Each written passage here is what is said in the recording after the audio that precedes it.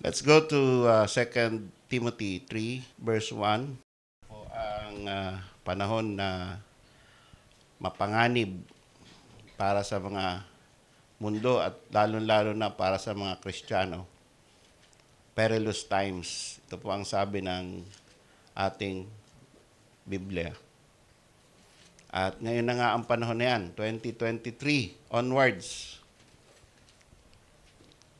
na yung mga hula na sinasabi dito ay matutupad. This know also that in the last days, now is the last days, perilous times shall come. For men shall be lovers of their own selves, covetous, boasters, proud, blasphemers, disobedient to parents, unthankful, unholy, without natural affection, truce breakers, false accusers, incontinent, fierce, despisers of those that are good, traitors, heady, high-minded, lovers of pleasures more than lovers of God, having a form of godliness, but denying the power thereof. From such, turn away. Our message today is about recovery from self-worship. Oh God, our Heavenly Father, help us that we will not engage in self-worship, that we will worship only you, the only true God, and your Son, Jesus Christ, whom you have sent. Help us, Lord God, by the power of the Holy Spirit, that this church may be right in your sight, that these people may be blessed by setting us to the truth and not departing from the truth.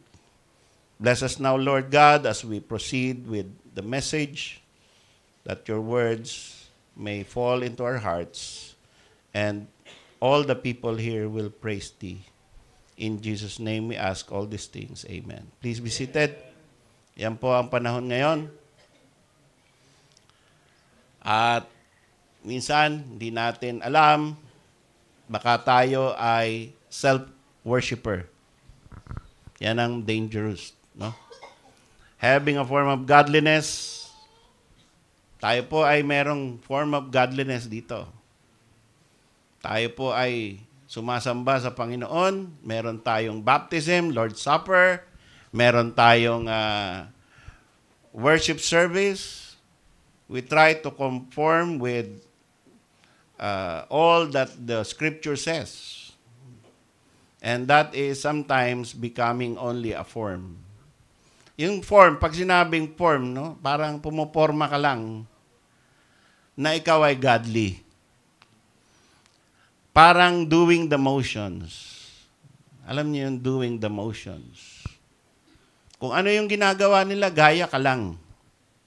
At ikaw ay mapagkakamalan na rin na ligtas. Ikaw ay mapagkakamalan na rin na papunta o biyaheng langit. Kantahin mo lang yung mga kinakanta nila. And you will also benefit with the same things that they do, the same things that their language, their actions. Bigay ka. And they will think you are also a Christian. That is the most dangerous thing. To have a form of godliness, but denying the power thereof. And that is the sickness of many religious people. Meron ka na lang religion at wala ka namang relationship. Wala ka namang salvation. Yan ay secret self-worship. Ba't mo gagawin yan? Sapagkat gusto mong masabi ng mga tao na ikaw ay godly, na ikaw ay righteous, na ikaw ay in conformity with the Bible. Pero ang totoo, yung sarili mo, ang tinataas mo. Pero minsan, ang pinakamalaking deception, Pati ikaw, hindi mo alam na you are self-worshipper. Kaya kailangan po nating examinin ang ating sarili. At ito ang pang-examine. Ikaw ba ay lovers of your own self?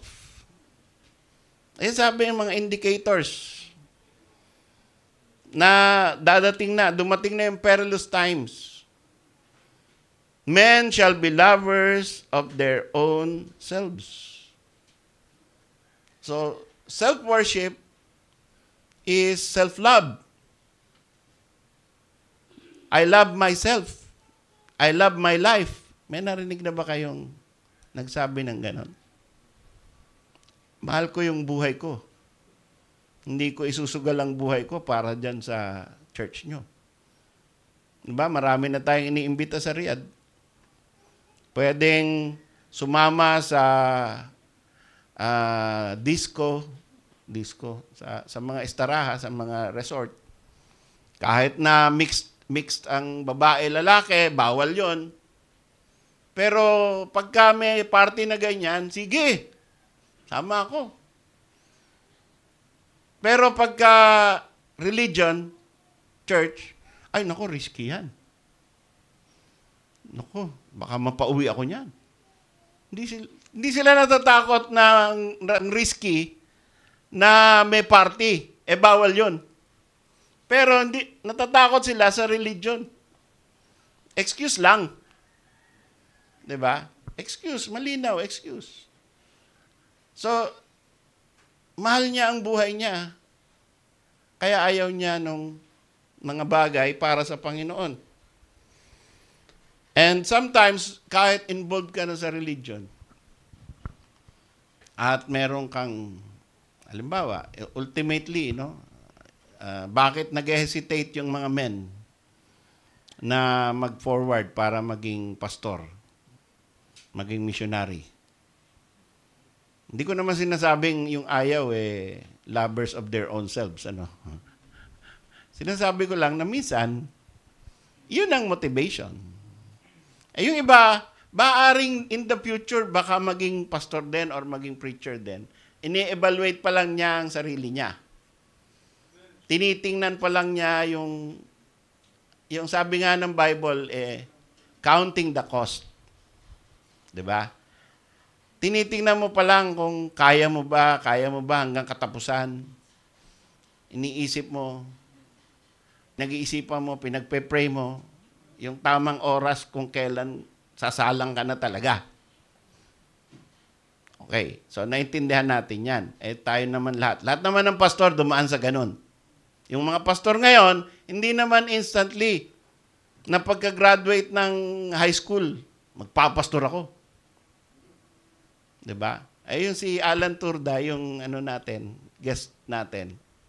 Yun yung nangyari sa kanya. Naligtas siya. Pagkatapos, 2 years inside the college, nung kolehiyo na siya, pinag-aaral, determinado yung magulang niya, pag-aralin siya hanggang mag-isang major in music. 4-year course. Magiging siyang musician. No? After 2 years, sabi niya, I will stop. Mama, Papa, I will stop college because I want to surrender my life full-time into the work of God. And it broke the heart of his parents. Imagine kung meron tayong mga men dito, no? Na nag-aaral pa. Sino pa ba nag-aaral ngayon? At sasabihin niya, Mama, Papa, ayoko na mag-aaral ng secular. Gusto ko na isuko ang buhay ko sa Panginoon. That will break your heart. Di ba? Mataas ang ambisyon mo sa anak mo Tapos sasabihin, susuko na ako sa Panginoon. Siguro sasabihin ng mga nanay, mauna na muna yung tatay mo. Tatay mo muna bago ikaw. Kasi, meron kang future, anak. Yan, sa ministry, wala ka ng future. Wala ka bang future sa ministry? Meron naman eh. Palagay ko naman, gumanda yung future ko. Anyway, ito po, nababanggit lang natin, ano. Pero, yung iba, ang kanilang motivation, ay gusto kong, yung buhay ko ay hindi ganyan na lang. And another indication is covetousness. Now, you are self-worshiping if you are covetous. You want the best. Hindi naman masama na signature yung mga suot mo, no? Sino rito ang may signature watch? Signature perfume?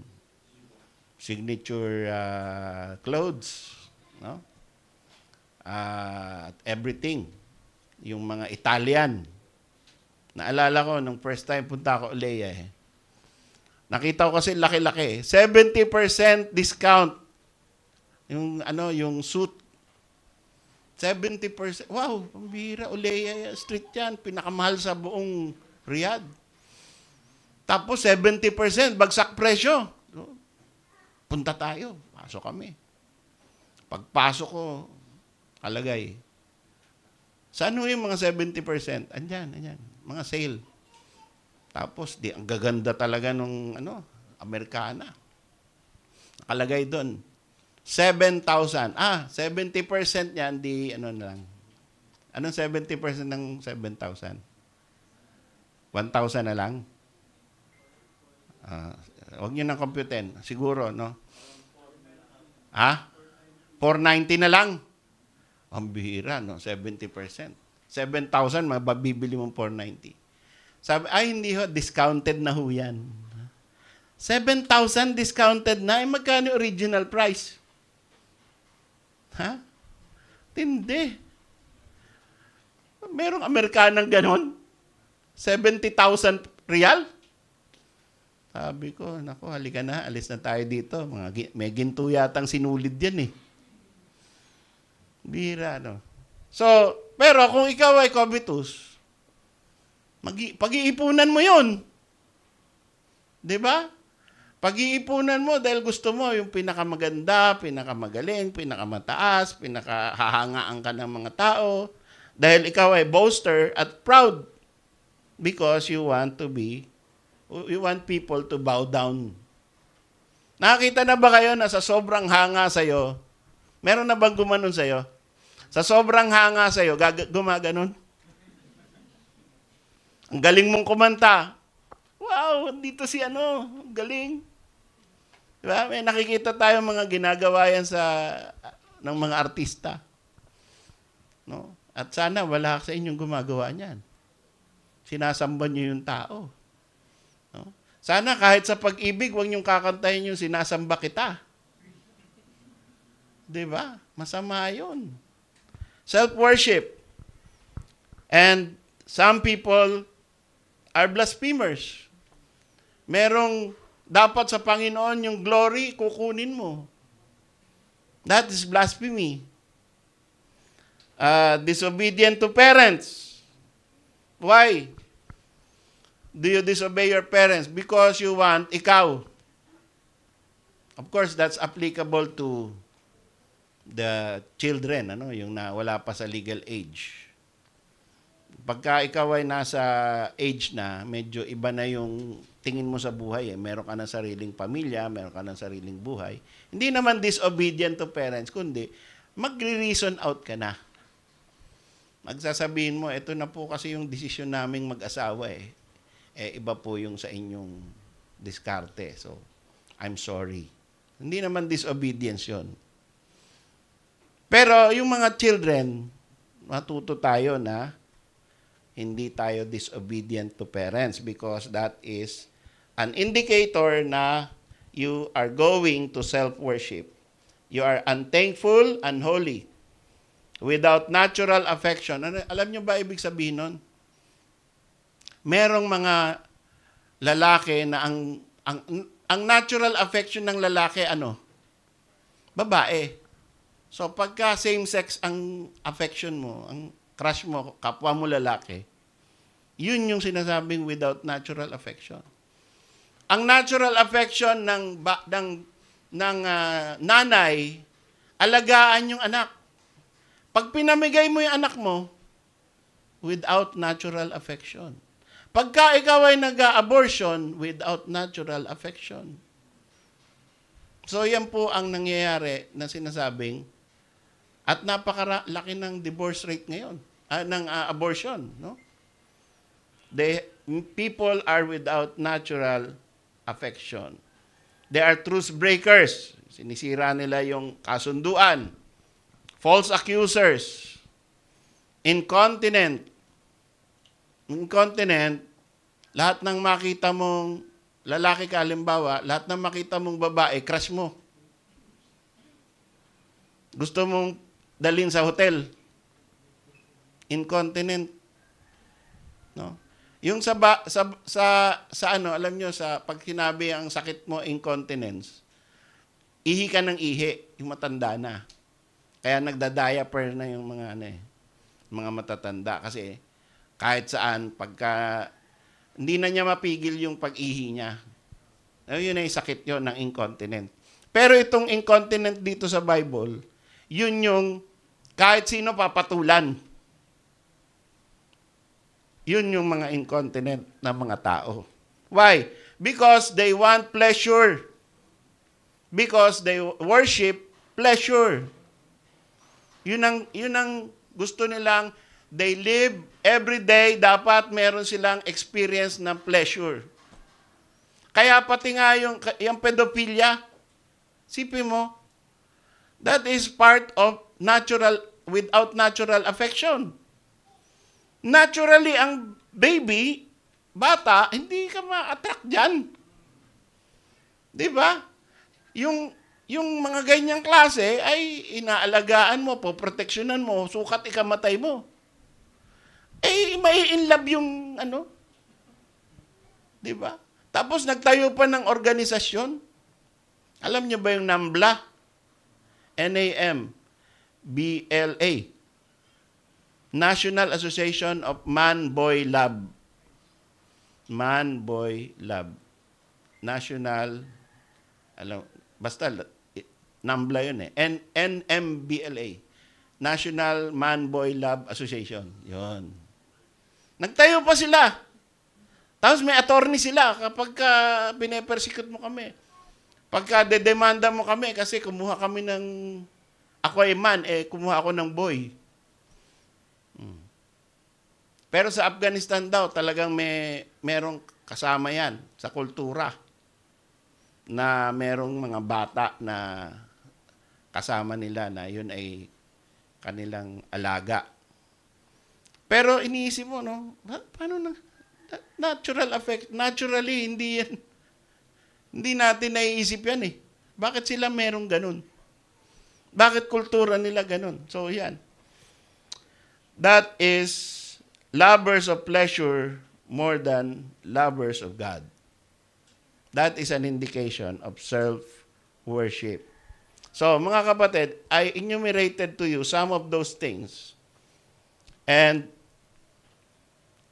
pagka tiningnan mo mga tao, nakikita mo, in the surface, mababait naman eh. Tumutulong sa kapwa. Pero inside the heart, bulok. Self-worshipper. Pero sa labas, ay matitinong mga tao, mga attorney, mga judge. Sipin mo na discover nila dyan sa pagsugod nila sa ganyang problema, no? Worldwide problem. Mga judge, mga generals, mga congressmen, mga prinsipe, mga rulers. Tapos, may secret life na ganong klase. Tapos, after that, okay na. Normal na ulit sila. Makikilala mo, maano mo sila. Hindi mo sila masasabing may problema sa utak. Yan po ang kultura ngayon. Yan po ang perilous times na sinasabi sa Bible. And it is now. And we don't know the half. Hindi natin alam yung kalahati ng nangyayari in the inside of the palaces and homes of these rich people, these powerful people. And there are self-worshippers who are obvious, like Caesar Nero. Si Nero, dahil sa iniisip niya siya yung Diyos, tapos na pumapangit ang bansang Rome, ang ginawa niya, sabi niya, sinisi niya yung mga Kristiyano. Mga Kristiyano ang dahilan kung bakit ang Rome ay pababa. Ang bansa natin ay napapahamak, natatalo, nasisira ang ekonomiya dahil sa mga Kristiyano. Ubusin ang mga Kristiyano. Alam niyo ginawa niya sa mga Kristiyano? Ginawa niyang street light. Pinako niya sa krus, tinirik niya sa kalsada, sinilabad niya, street light. Nakakita na ba kayo yung street light na tao? Nasusunog, nangingisay. Yun ang kahibangan ng absolute power na walang pwedeng kumontra sa'yo. And because you worship yourself and you think you're God, you have the right to do that. Another example is Mao Zedong and Hitler. Kung magpapatay, walang habas. Kasi akala nila, sila ang dapat masunod para yung kanilang bansa ay umunlad. So what is this? What does this tell us?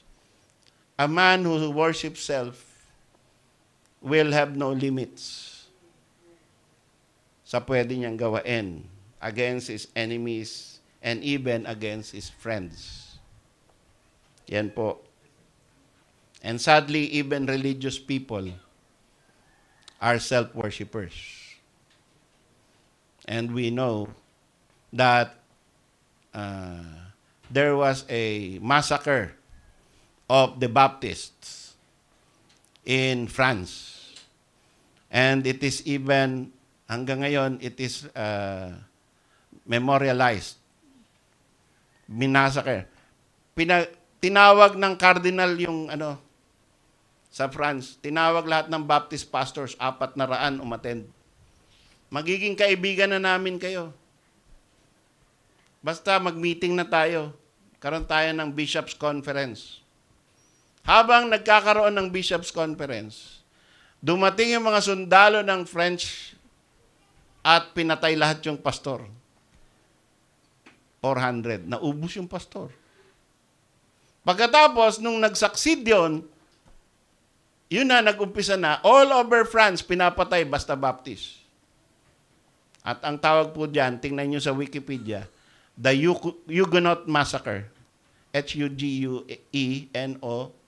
Huguenot Massacre.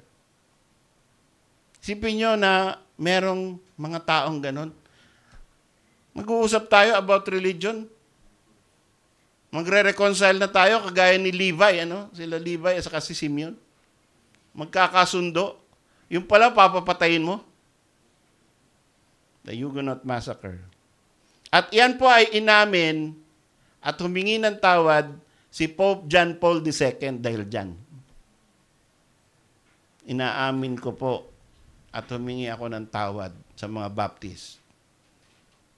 Tingnan niyo po yung Pope John Paul II asking forgiveness for the sins of the past. Sapagkat sinulatan, I don't remember the Pope during that time, I think named Pope Leo, na kinongratulate yung mga French, because they killed the Baptists.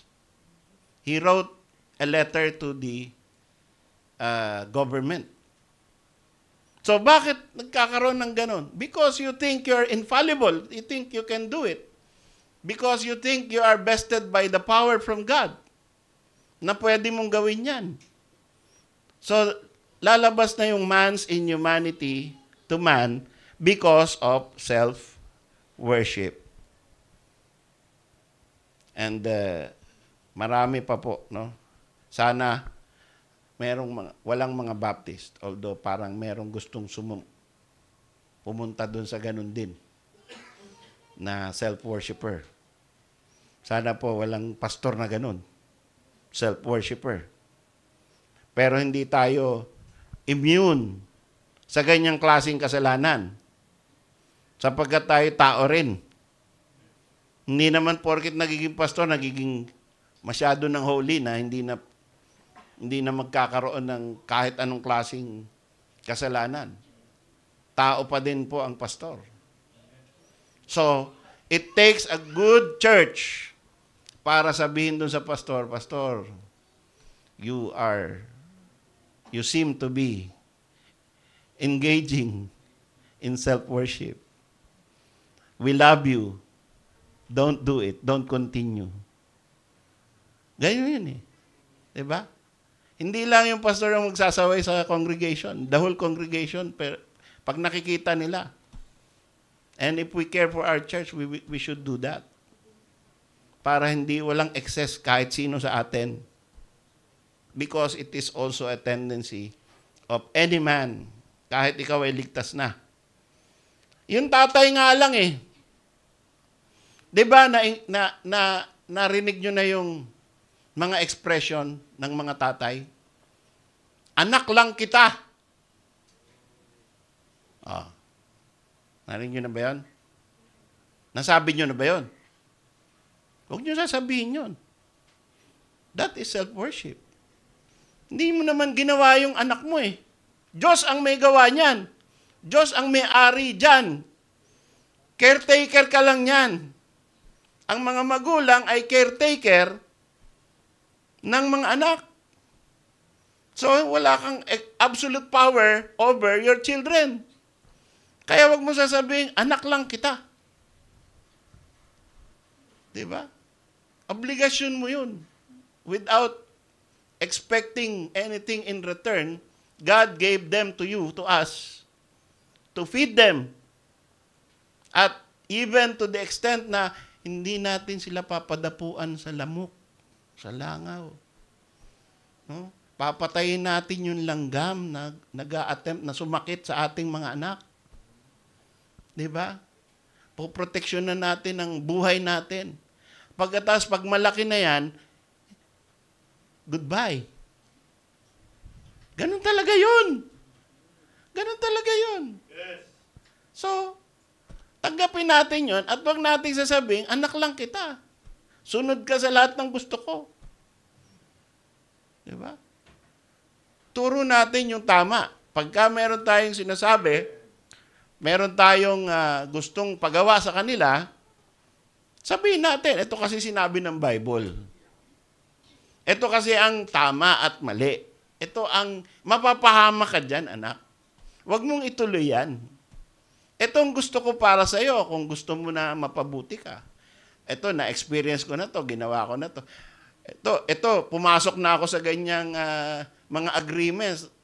Naloko ako. Huwag ka nang pumasok. Diba? Huwag mo na ulitin yung mali ko. So, advice and guidance and teaching and truth.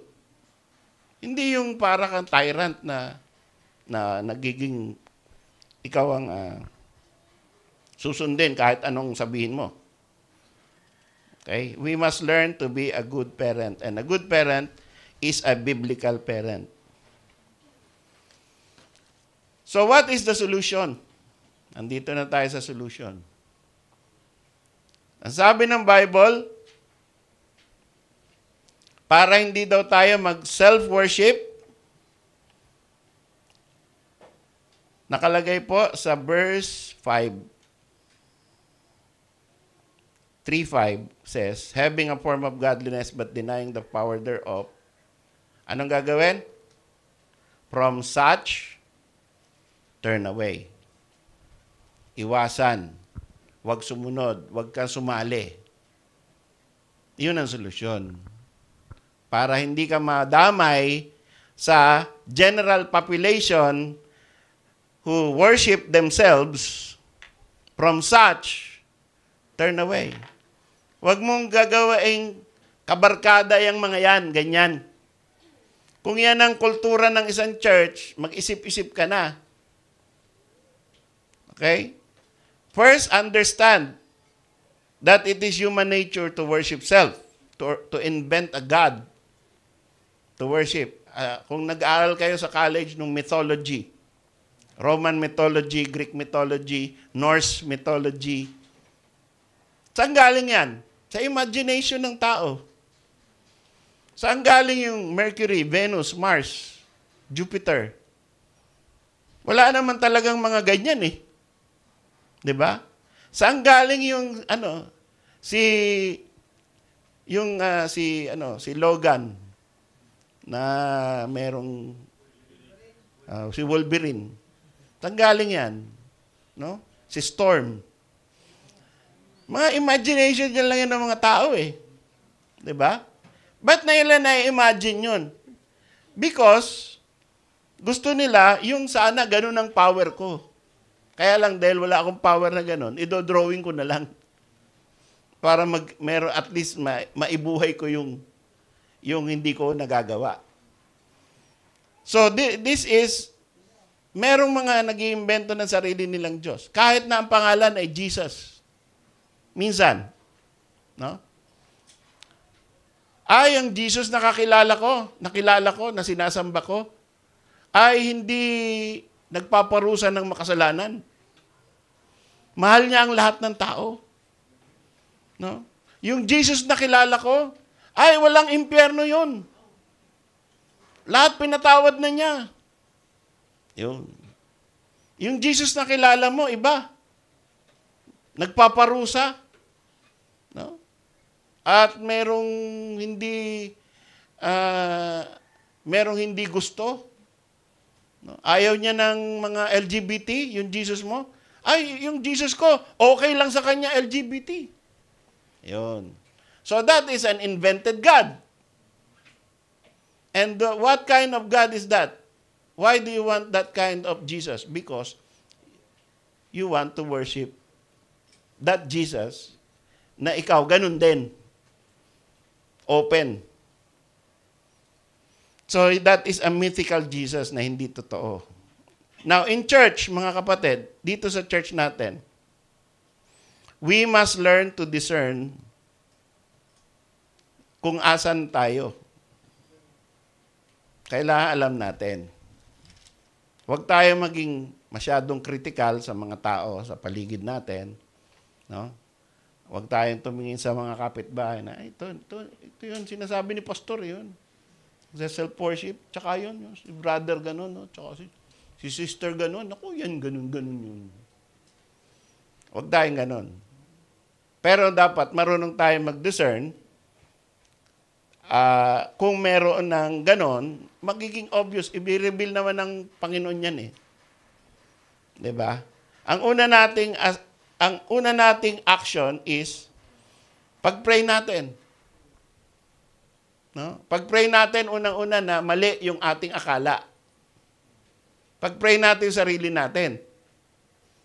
'Di ba? Pag meron kang hindi nakita sa church na parang hindi yata biblical 'yon. Pag-pray mo yung sarili mo muna. Lord, sana po nagkakamali ako sa aking tingin o baka nagkakamali ako, Panginoon. Tulungan mo ako na makita yung the good in that person and tingnan ko yung sarili ko, what kind of person I am.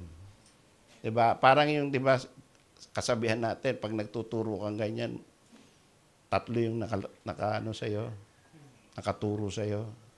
So magandang ano 'yun eh. Kahit kasabihan niyo wala naman sa Bible 'yun. Pero may katotohanan 'yun eh. Pag tinuro mo yung isa, tatlo nakaturo sa iyo. Makasalanan, balik sa iyo. 'Di ba? Parang yung mga anak, mga maliliit kami, sabi, tanga. Sabi, bog. Ano yung ibig sabihin ng bog? Talbog. Diba? Balik sa'yo, talbog. Ibig sabihin ng bog. So, Pagka mabilis tayong mag-akusa, mabilis tayong magsalita, mabilis tayong mag-isip ng masama, lalo na dito sa ating sariling church, pag-pray mo muna yung sarili mo bago mo ibukas at tuloy yung pinag-iisipan mo na something's wrong with that brother or sister. Then, after mag-pray ka na at maghingi ka ng wisdom sa Spirit of God, then, pwede mong susunod na step ay lapitan mo yung tao. Halimbawa, kagaya ka ni Simeon o Levi na hindi makatulog, hanggat hindi mo nasosolve yung problema mo. No? Di, lapitan mo. Huwag mo ikwento sa iba. Napapansin mo ba si brother, Ang yabang, Hindi ganon. Ba? Napapansin mo ba sister, Tingnan mo. Tingnan mo kung makaporma, tingnan mo. Ganon din ba yung nararamdaman mo? Hindi ganon. Lapitan mo, kapatid. Diba? May napansin ka Baka ikaw ang mali. Paglapit mo sa kapatid, ang nasa attitude mo, baka mali ako Sana mali ako. Sana mali ako ng akala. At sana hindi ako ang may problema. Yun ang attitude. Sabi ng Bible, if any man be overtaken in a fault, ano nga yan? Go to that man, considering thyself, lest thou also be tempted. Considering yourself. Pagka meron ka i-rebuke, meron kang sasawayin, no? Meron kang gustong pigilin, consider mo rin yung sarili mo. Baka ikaw din ay ganun pala. O baka mas malala ka pa. Considering thyself. In meekness, instructing those that oppose themselves. Okay? So, bago ka from such turn away, that is the final determination, ask questions with a brother or a sister. Tanongin, Brad, bakit ganun ang sinabi mo? Pwede bang malaman? Kasi hindi ko naintindihan Bakit ganun ang naging desisyon mo? Bakit ganun sis ang kanina meron kang ginawa? Bakit ginawa mo yon, sis? Pwede ba yon? Nagtatanong, imbis na galit ka kaagad, nagtanong ka, bakit ganun? Anong ibig mong sabihin? Yun, di ba? May sinabi ka, may narinig ako. Anong ibig mong sabihin? Hindi ko nakuha masyado Ayun, nagsasama tayo ng maayos ng ganun. Hindi yung, ay naku, self-worshipper! Naku, yan yung sinasabi kanina sa mensahe. Diba? Tanong muna. Ngayon, pag obvious na, siyempre, sasawayin mo. Naku sis, alam mo, sabi ng Bible, ganito Brad, sabi kasi ng Bible, hindi daw ganyan No? Diba? Sa charity vaunteth not itself. Charity, ano nga yun? Tingnan natin, 1 Corinthians 13. Charity, love. The love chapter. Okay. So, ang sabi? Charity suffereth long. Patient. Matagal. Mahaba pasensya ng nagmamahal. Diba? At yan ay applicable sa church. Charity envieth not. Hindi inggitero ang nagmamahal. Charity is not puffed up.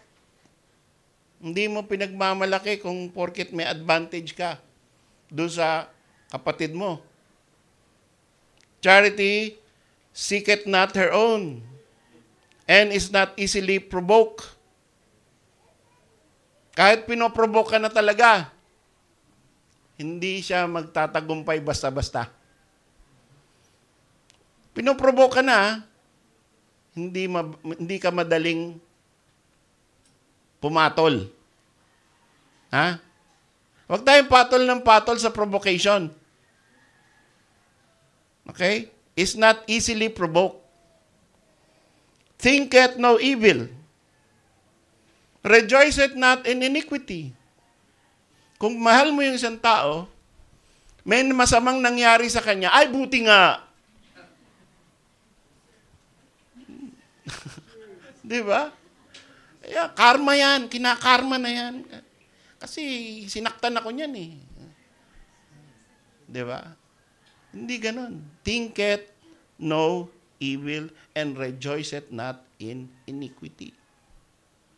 O, yun ang attitude natin. Basahin nyo lahat yan. Amen. Implement natin yan sa buhay natin. Yes. Huwag tayong mabilis mag-judge na self-worshipper ang kapatid natin sa Panginoon. Pero, kapag may nakita tayong self-worshipper sa church or sa labas ng church at sabi natin, tinanong natin, at obvious na talagang mali ang buhay, mali ang patakaran, mali ang desisyon, palayo sa Panginoon, sinaway mo, ayaw magpaawat, from such, turn away. Huwag mo na samahan. Yun ang last resort. Hindi yun ang first resort. Ang first resort, magtanong, then mag-rebuke, pag-pray. Ang daming steps niyan. Hindi bigla-bigla yan yung turn away.